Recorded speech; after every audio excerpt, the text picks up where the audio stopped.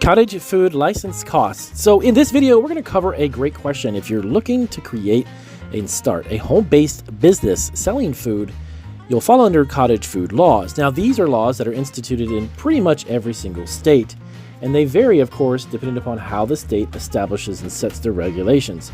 But many of the states do have permits and licenses that you need to get. Now, the question, cottage food license cost, is kind of open and very vague. Here's the reason why. Because every state will vary if they actually have a license or permit. Majority of the states do. And not only do they have a license and permit, but they need to also get a food handler's card or food handler certificate.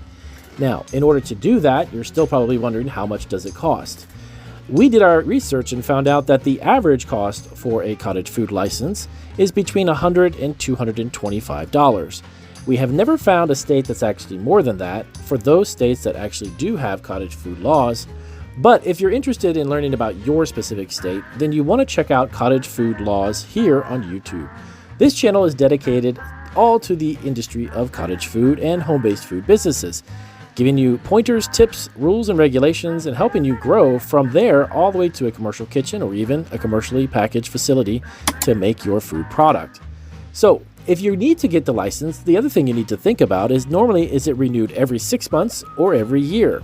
Some licenses and permits under cottage food laws are given out yearly and bi-yearly.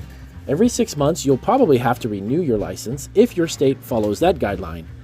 If your state follows the annual renewal, keep that in mind as well. The one thing you don't want to do under cottage food laws is let any permits or licenses lapse and not renewed. Because if you happen to go to an event, and there could be a potential that somebody will come by and check and ask if you have your valid license or permit. The other thing is that if you go to a farmer's market or a festival or event, they may ask you to show proof that you have a cottage food license. They don't necessarily ask you how much it cost you when you purchased it, but you need to make sure it's valid and it's for every year.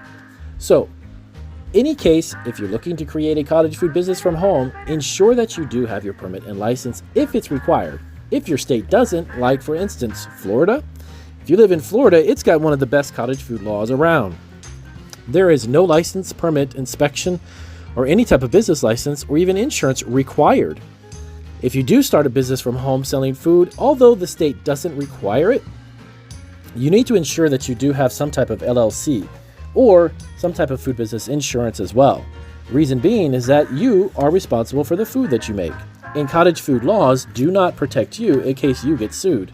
Somebody gets sick or ill, or if a packaged product is not labeled correctly and someone gets very sick and hospitalized, they could sue you personally. Yes, that is right. You will not be covered in any way, shape, or form legally if you don't have an LLC or some type of food business insurance policy. So if you're looking to create a cottage food business from home and you're asking, cottage food license cost, how much